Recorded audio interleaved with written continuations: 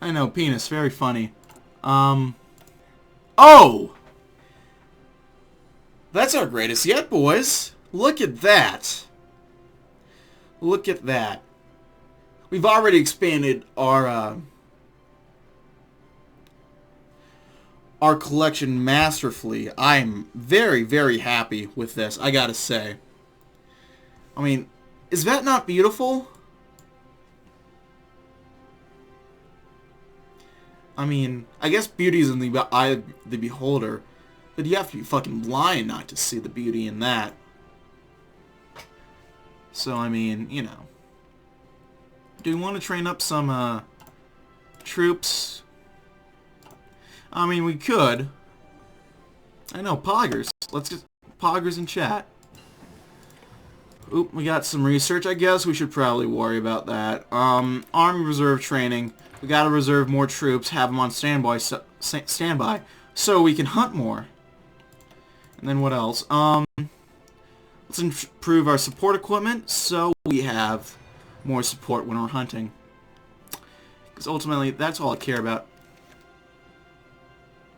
What? Motherfuckers!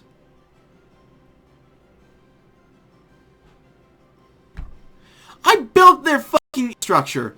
They asked to build an infrastructure in Boma. I built their fucking infrastructure in Boma. You know what? Who fucking needs them? Those motherfuckers. Dirty fucking Americans. And Japanese. Well, the investors are satisfied. That's all that fucking matters.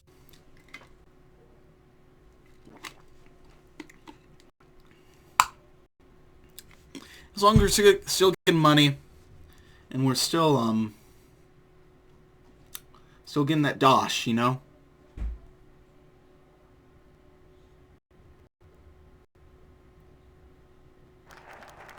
In the heart of darkness. The portrait of Hermann Sogel still hung in Mueller's office.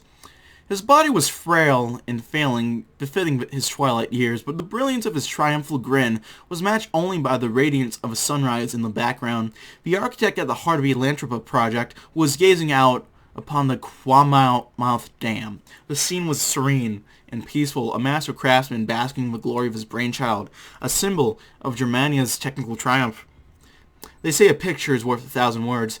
This one wasn't worth the canvas it was painted on. In reality, the construction of a dam and the series of locks for ships over top of it happened slow and painstaking. While the leading architect of Reich labored in Germania, or luxuriated in the limelight of the Mediterranean construction of the Gibraltar Dam, the remedial studies were sent to virtual exile in this ungodly, hot, malaria-ridden shithole. Progress was slow, mistakes were frequent and often fatal. Native workmen from flooded zones were forcibly relocated to work on the project. Many dropped dead from exhaustion. Those who evaded capture or deserted found only temporary relief as the rising waters swallowed the jungle around them. Sogel himself had rarely visited. Even before his death, most of his more expansive African projects had been abandoned. There was no irrigation of the Sahara or Berlin to Cape Town Railway. For the natives, like the Mediterranean counterparts, Zentralafrika had brought no improvement to their quality of life, only displacement, pain, and death. Not so for the engineers.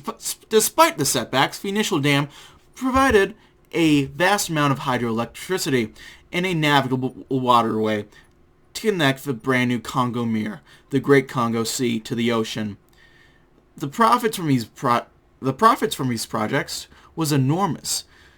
Looked down on by their peers in Europe and flushed with cash, the construction team turned their minds to constructing Hitlerstadt, a planned resort community on one of the new islands in the sea. It was meant for the upper echelons of the Reich, or at least those willing to brave the trip out here. And of course, the place was meant for them, a new home far away from their past. Today's their colleagues in Europe desperately struggled to maintain failing Mediterranean dams and please their increasingly fickle masters. The Kwamouth team kicked up their feet in the new beachfront villas, watching their kickback rise with each passing merchant ships that sail by. Well, we're getting more cash. And that's what really matters in the end. Now, The question is, what's our next hunt, boys? Do we go after the topi or the cheetah? I don't know, Matthew. What do you think? What's the hunt? Yeah, it's a tough choice. I'm tired of making it. I want you to go for the Cheetah. I was thinking the Cheetah too. The elusive Cheetah. We're going after Chester. If Lion is the king of the savannah, then the Cheetah is the hunt master, capable of reaching frightening speeds when chasing his prey, and perfectly able to mimetize with the surrounding area thanks to his maculated hide. The Cheetah is the perfect example of a deadly predator. Surely such a hunter will make the Reichkommissar salivate with the prospect of turning it into a prey. I'm already wet at the thought. I gotta say.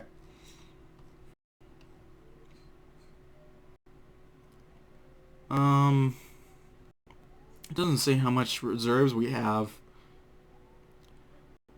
Let's get some steel, I guess. Thought something was just about to pop up. So we're going after the Cheetah. How's old man Hitler holding up? Still old as fuck. Seems that hasn't changed, strangely enough.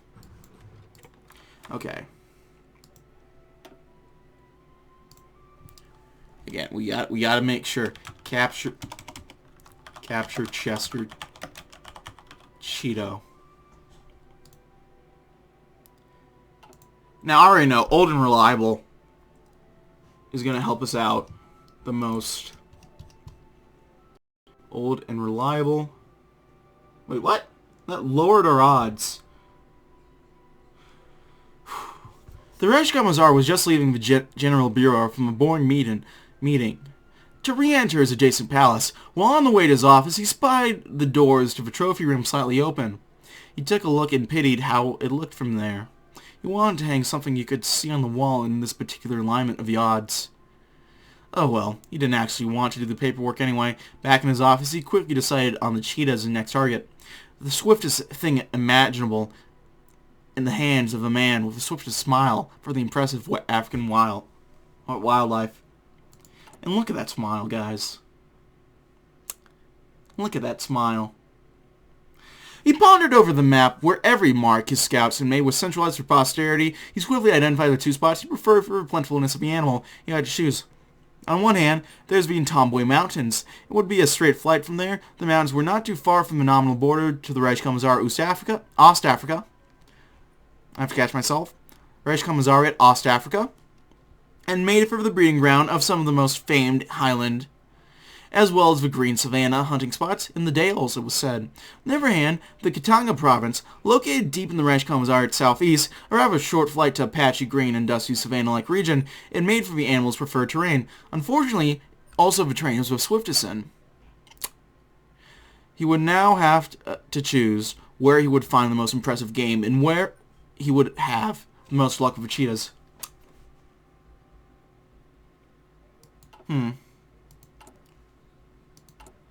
Boys, I think we're getting high. We're going high, I should say. Oh my god. We have 6%. We have a 6% shot of doing this. Holy shit. The elusive cheetah. The hunt is ready. Oh my god. Oh.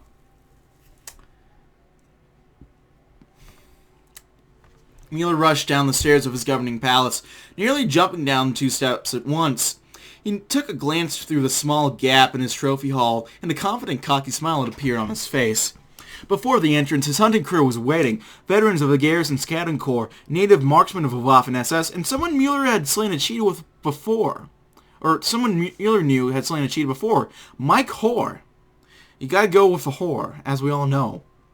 They made themselves comfortable in the Grand Helicopter's cabin. However, most of his companions were very nervous at the thought of the impending task. Well, at least Mueller hoped it wouldn't hamper his hunt. In spite of this, everything was ready. The Reichskommissar rubbed his hands at the thought of slaying a filigree cheetah soon. He pictured it right in front of him, aiming at the swift creature and directly hitting it through the heart. Him approaching after the deadly blow, fascinated by its beautiful shape, elusive colors, and athletic appearance. However, he had to hold himself back at the glee of finally hunting again. For the hunt merely beckoned. We have to be as swift as a cheetah.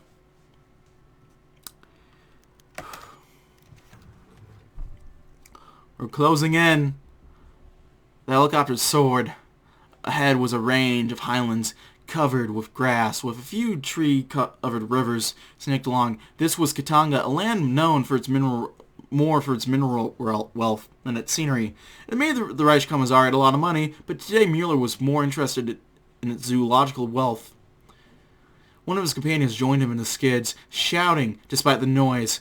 "How do you want it to proceed? You seem to have gathered the essential details about the spot by now! The cheetahs are probably hiding in the grasslands!" I know I probably blew out a few people's eardrums doing that now. But, if you haven't expected it by now, I don't know what to tell you.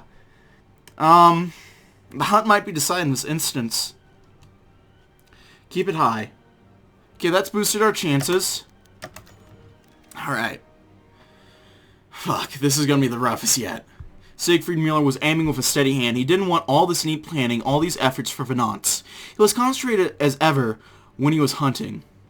Searching for the perfect target, the crosshairs becoming but an extension of his eyeballs. There it was. The adrenaline set in and rushed through his veins at the speed of light. A beautifully filigree limb of an athletic cheetah.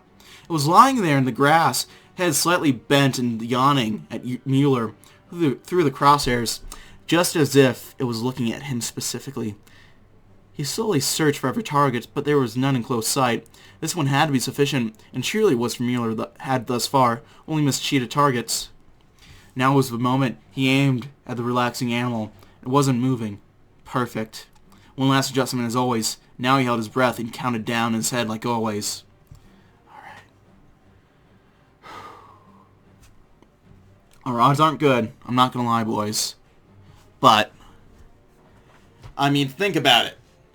What were the odds that Germany would win in World War II? What were the odds that we would have shot all these animals beforehand in such perfect manner with only having to save scum once? What were the odds? I ask, what are the odds now? And I dare say, fuck the odds. We have it! We can do it, damn it! Ladies and gentlemen, count down with me. 3, 2, 1. He's shot! God damn it!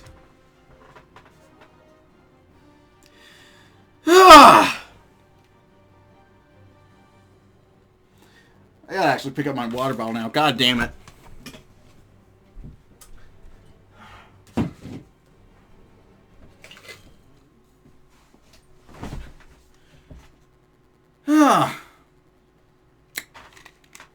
Alright. Load a game. I refuse to let this be a possibility. It's rewind time. As Barack Obama once said, yo, it's rewind time. Well, it was Obama, right? I forget. I didn't watch the fucking video. Actually.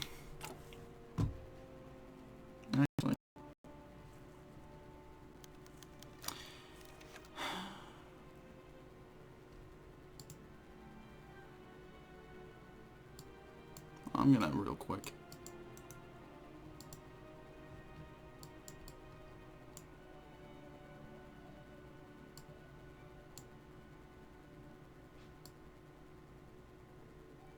I'm gonna mess around with clips real quick.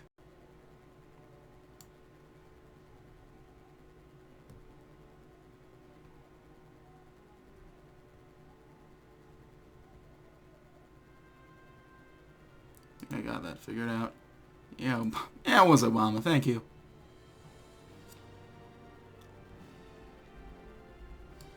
Anyway, publish. Oh.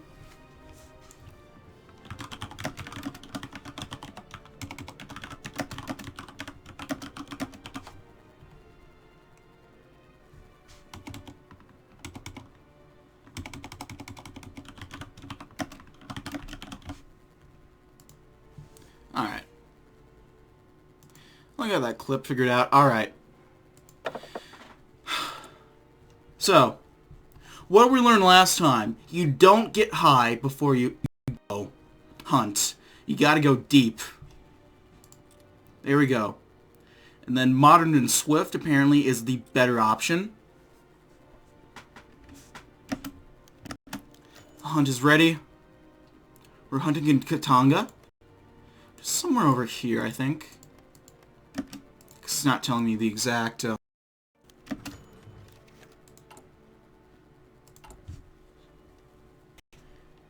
And then keep high, 40%. Oh shit, we actually have to do focus, that's right. Oh, let's do fucking shipping expansion, I don't care. If we want to maintain our place as the Africana trade hub, we need to work for it. With strong financial backing from the corporations and during our tax cuts, we shall dramatically increase the size and technological level of our dockyard facilities. New training and unloading wharves, automatic cranes, direct training to ship loading protocols, and additional personnel will further enhance our trade power and secure Mueller's position as the most productive among the Reichskommissars. I still hope that he'll one day have a hunting accident, forcing him to stop his endless highest safari and take interest in the administration of Reichkomisariat. Doing everything by myself is so tiring. Oh, I'm sorry, Steiner. Alright. Take two, guys. Take two. I'm sure it's not gonna happen. Again. Twice in a row. Fuck, where's the... Knocked on wood. We're good. Alright. Dry. Zwei. Eins. Come on. Fuck you!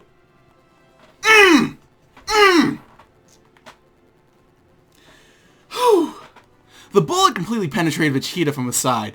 To me, I was surprised the cheetah was already on its feet when he opened his eyes again. But the gaping wound was too much for the poor thing. It collapsed but moved its head for a few more seconds in a tenderly way before the life went out. The head hitting the grassy ground. Blood was still running out of the gaping wound, but was over. They approached the dead animal on the ground. Step after step, Mueller's grin widened. He was happy beyond belief. He had tried to slay cheetahs before often, but always failed at the near swift pace. Mike Hoare clapped his hands with a smile that neither seemed patronizing nor covertly jealous. Mueller had done one deed already. He had killed his first cheetah. Now he was about to do the second for the day, claiming the reward. Yet for that, he needed Denard's help more than ever. Truly glorious deeds, Reichskommissar Mueller. The elusive cheetah in the palace. Go ahead, dude. Take your piss. You deserve a piss after all we've been through, man. There it lay, flawless and beautiful. Mueller rested his head on the lifeless head. His hand on the lifeless head. The first felt special. He loved the feeling of the bone structure beneath it. It was always reassuring to press his hand on one of the only animal's heads that always used to trick, deceive, or escape him. Shortly, those filigree and elegant shapes would embellish the halls of his trophy room. He waited while the responsible concierges were informed. He looked at the collection and found the perfect positioning for this beauty. The Reichskommissar crossed his arms and proudly contemplated his work. He'd slain the swiftest of beasts. At last, he laughed with satisfaction how he had finally had the trophy hanging that he desired some time ago. What a story to tell! No one could flee it now with the elusive creature's head begging to have this story told. The fine look reminded him of how many of Africa's finest creatures he already encountered, and how many of the palace's visitors will soon encounter. Swiftly shot, swiftly placed, swiftly satisfied? No. Well, let's see first. He looks kind of sad. I feel bad for him. I'm sorry, Chester. I'm sorry we had to do this to you, man. But, we did it to you. What can I say? We had to do it to him, guys. And I guess now we'll work on shipping expansions. I mean, how else are we going to ship new arms and new hunting gear to our state, you know?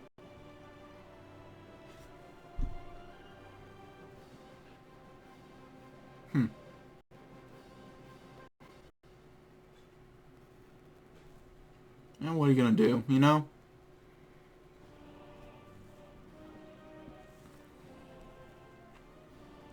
Trying to consider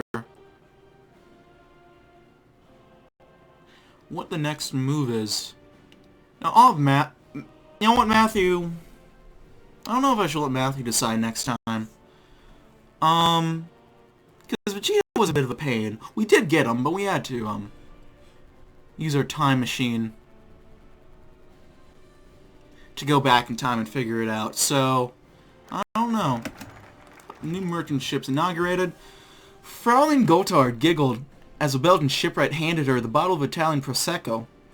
As he did so, he felt a momentary pang of humiliation. God, how long had it been since he had had a glass of champagne? 5 years? 10?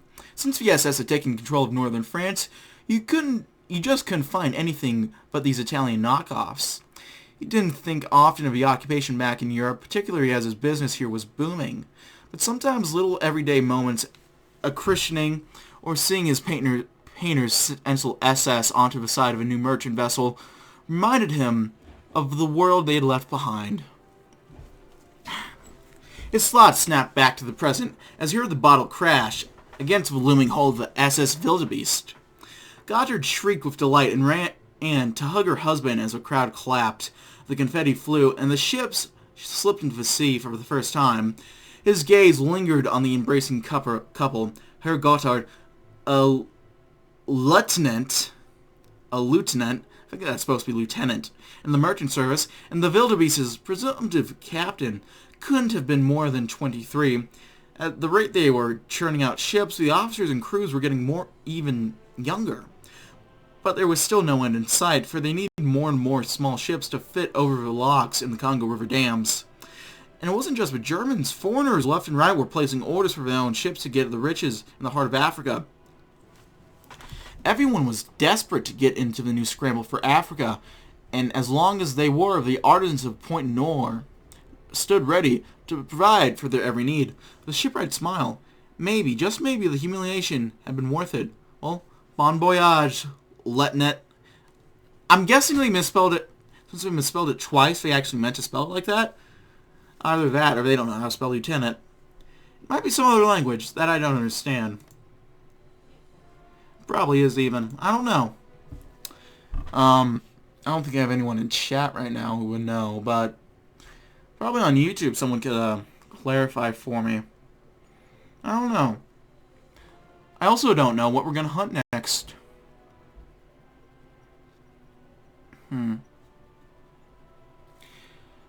Oh no, we're kind of grinding these out pretty quickly.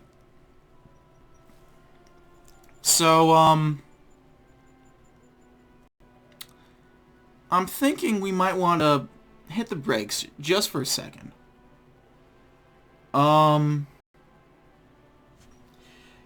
know, nothing, you know, you got to work hard, or force other people to work hard so you can enjoy the fruits of their labor, you know?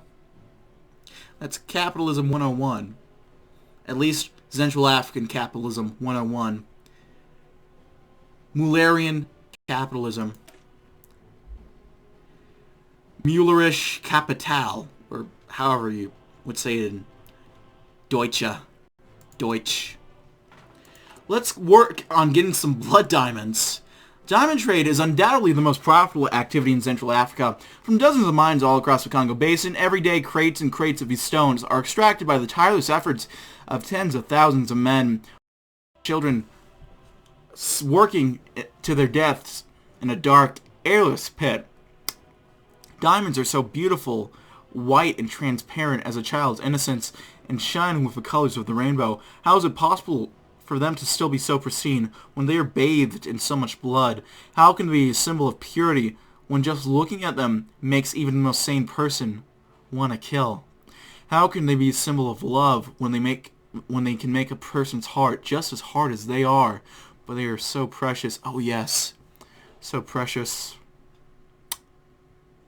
Well, it's gonna please me, investors.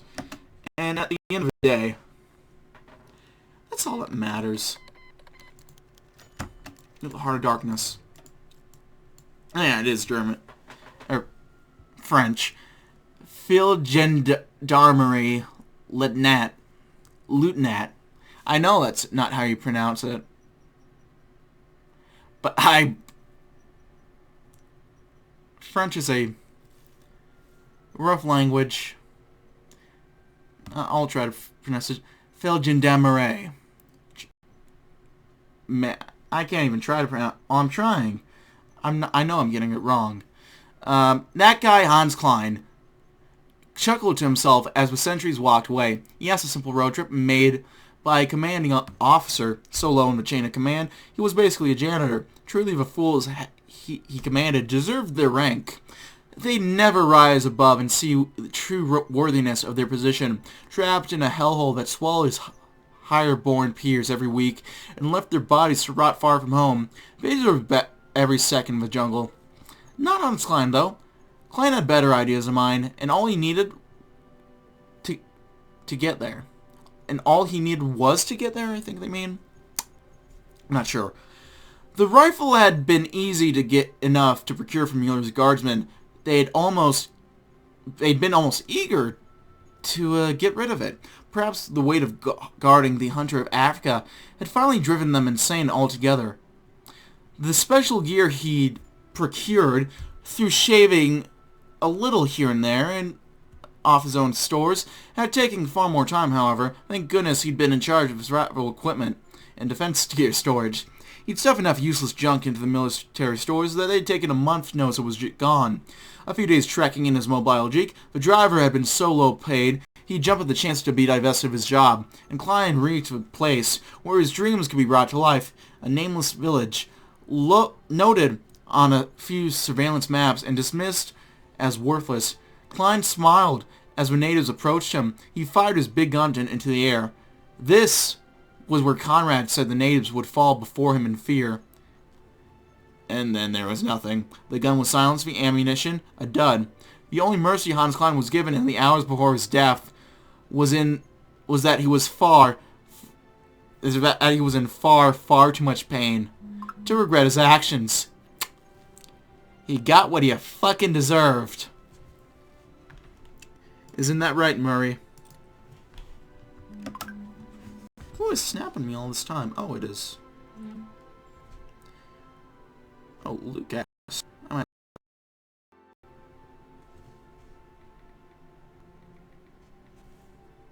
You want to hear another joke, Murray? I'd fucking love to hear another joke.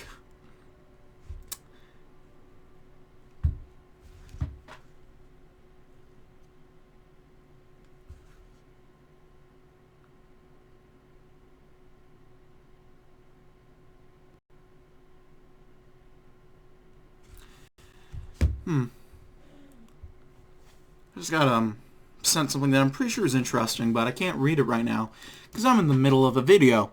I can't just... I might take another break. I might take a break in a second, but after this video is done, which I have another 3 minutes left in it. What do we want to research? I don't know, what are our armies actually made up of? We have some motorized, some infantrymen. So I'm thinking probably interceptors, close air support, maybe helicopters, honestly. Get some better helicopters, you know? Let's go with the HTM Himmler's Reiter. Something new and sexy that we can fly around in and kill more animals in.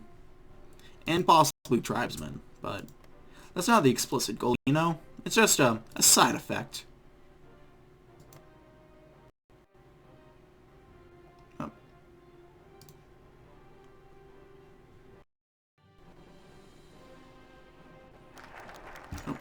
Dear Mother, accepting to work in the diamond mines was the worst mistake I've ever done in my life. I should have trusted you when you told me that the factor was lying and that I shouldn't believe his promises. Just after I had my happy night with my brother spending our gained paycheck, we both were put just like cattle in the back of a Volkswagen truck for 3 days until we reached the mines, but it was only the beginning of our nightmare. We stepped onto the floor of a tent, and by the earliest ray of sunlight, we were woken up by the foreman and made to work like slaves until the sun went down. After that, we were forced by the guards to strip down and be searched to see if we were not hiding a diamond. Our every move was watched by white men with guns who yelled and beat us, telling to work harder. If we did not do as they say, they would whip us or even shoot our hands. One day, one of the mine's pit was collapsing when a guard ordered my brother to go retrieve a gas can which was left there. He refused at first, but the man pushed him down. Joseph got the can but could not escape in time. I couldn't even give Joseph a decent burial, as the foreman made me go back to work. That was the day I knew I could not work in the mine no more. I picked up an SS Escar uniform from someone who owed me a favor, then escaped the mines after stealing the diamonds from the company's safe. Now I am hiding in one of the small houses with everyone in Kasai looking for me, and a bounty on my head. Mother, I need you to open the teddy bear I sent you. Then use it to hire one of the pilots that hang around the Leopoldville airport to come to Mabuya Mai, rescue me, and fly me away to Liberia.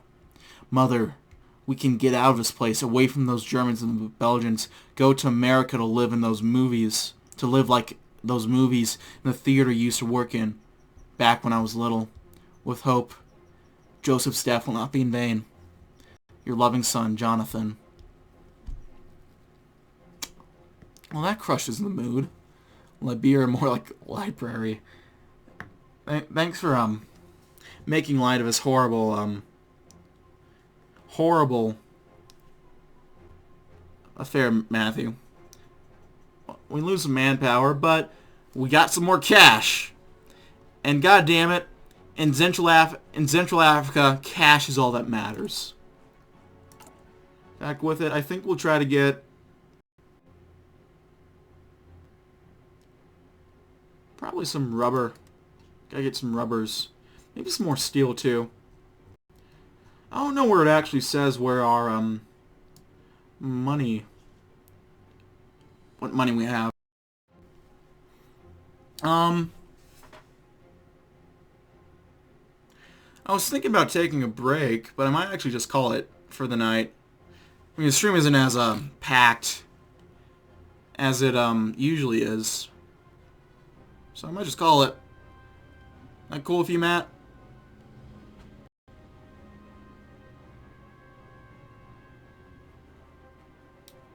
Yeah, that's cool. All right. So yeah. Everyone who's watching the stream right now, thanks again for watching. I appreciate you all for hopping in.